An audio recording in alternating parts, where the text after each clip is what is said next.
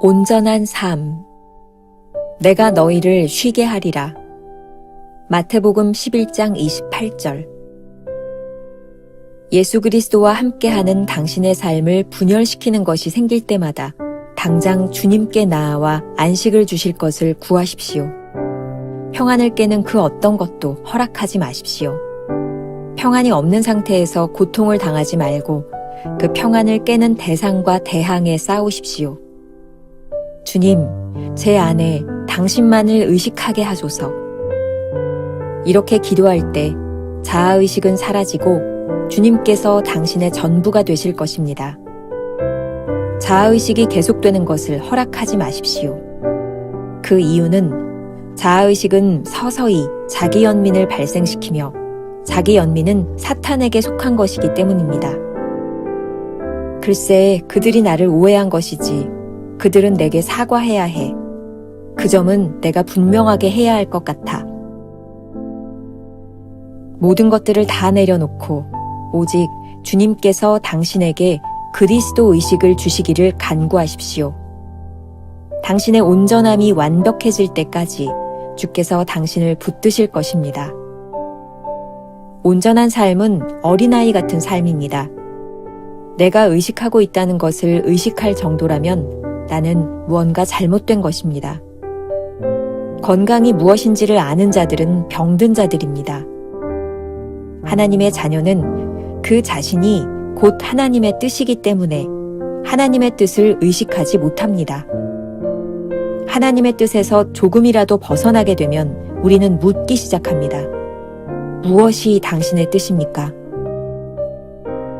하나님의 자녀는 결코 하나님께서 기도에 응답하신다는 것을 의식하기 위해 기도하지 않습니다. 그는 하나님께서 언제나 기도에 응답하시는 것을 평안한 마음 가운데 확신하기 때문입니다.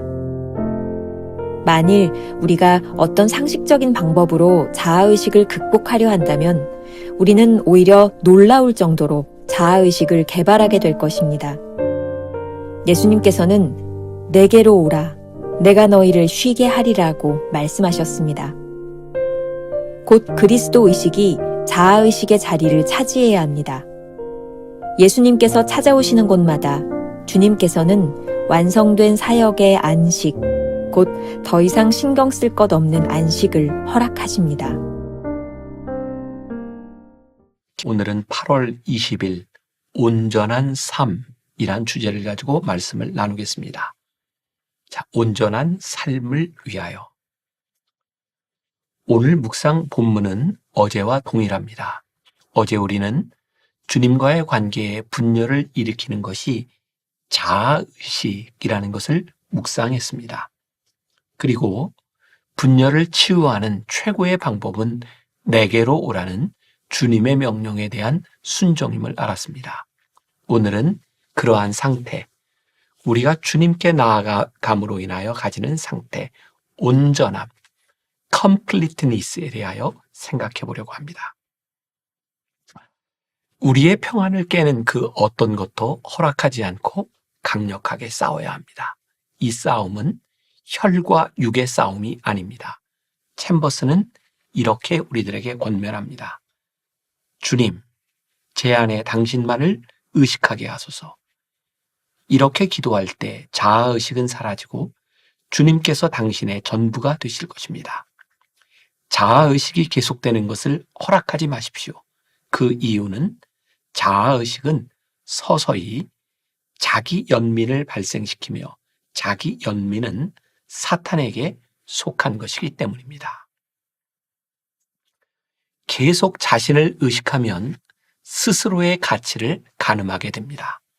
챔버스는 자아의식이 계속될 때 자기 연민이 발생하니 주의하라고 말합니다.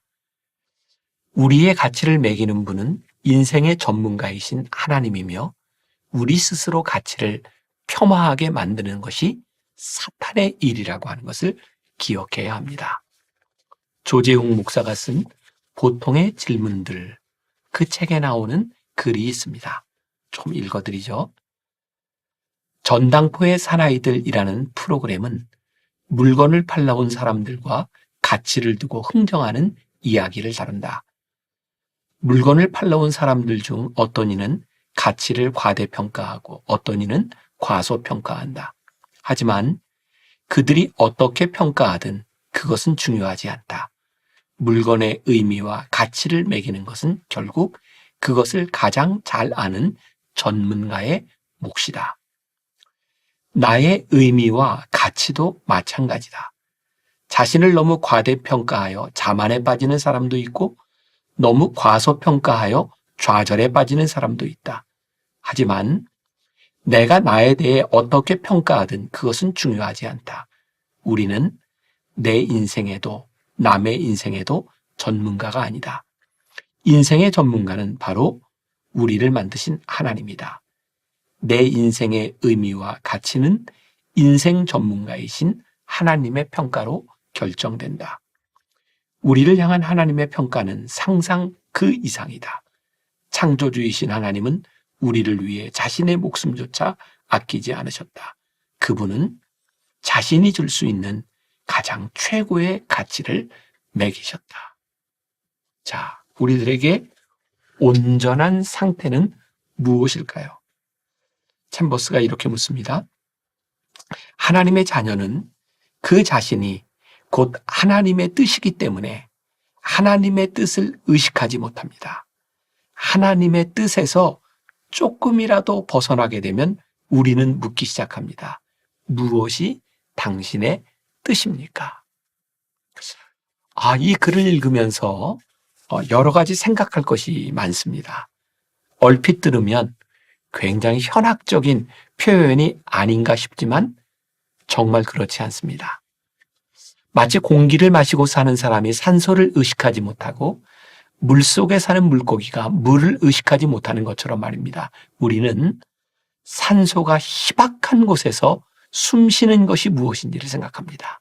물고기들은 물에서 나오고서야 물이 없이는 살 수 없음을 실감하게 되죠.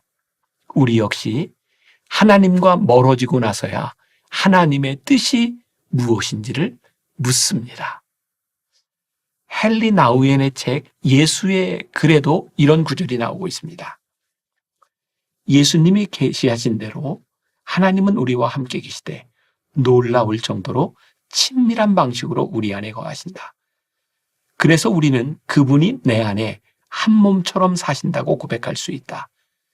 우리와 함께 하시는 하나님은 구약에서 우리 여정에 동행하셨고 신약에서 성육신하여 우리와 함께 고난당하셨으며 이제 우리 숨결 속에 계신다.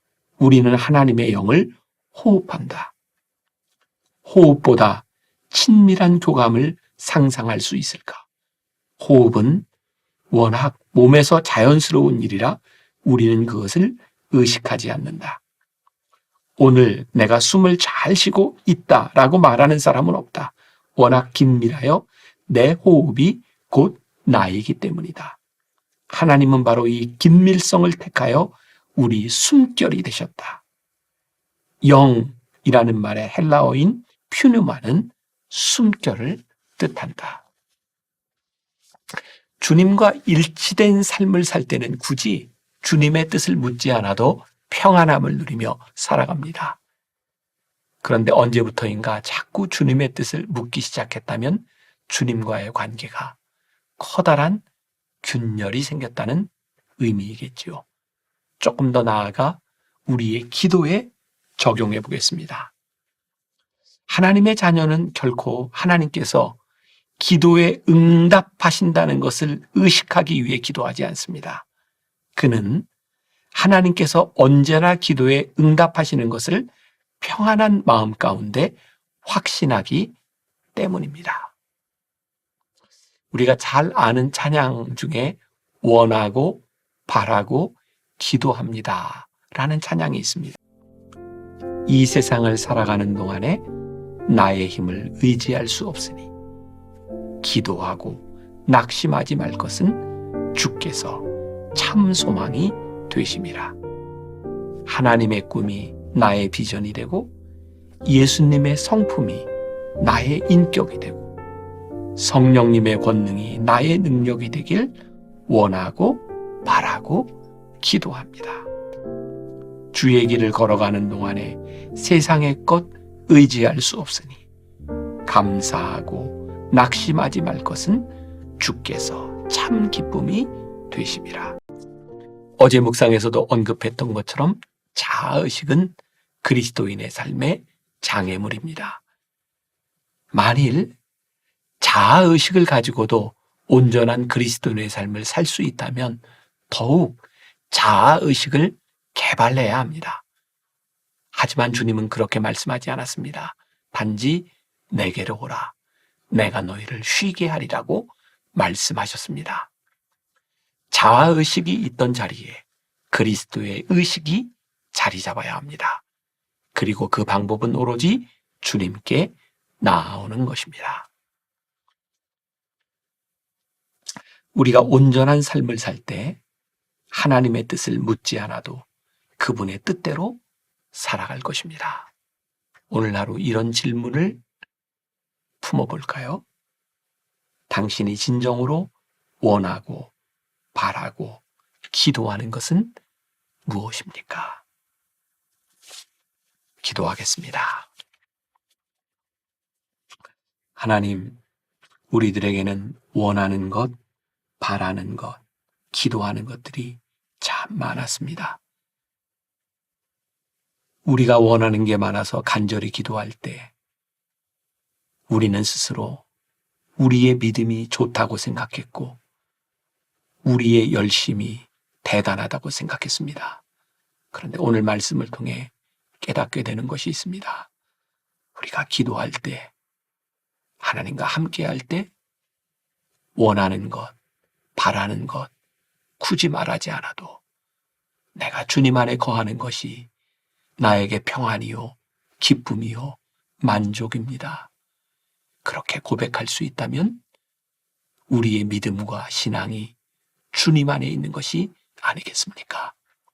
오늘 하루를 살아가며 오늘 우리들이 그렇게 원하는 것, 바라는 것 없어도 내가 주님 안에 거하고 있구나.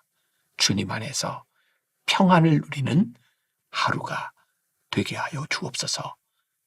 예수님의 이름으로 기도했습니다. 아멘.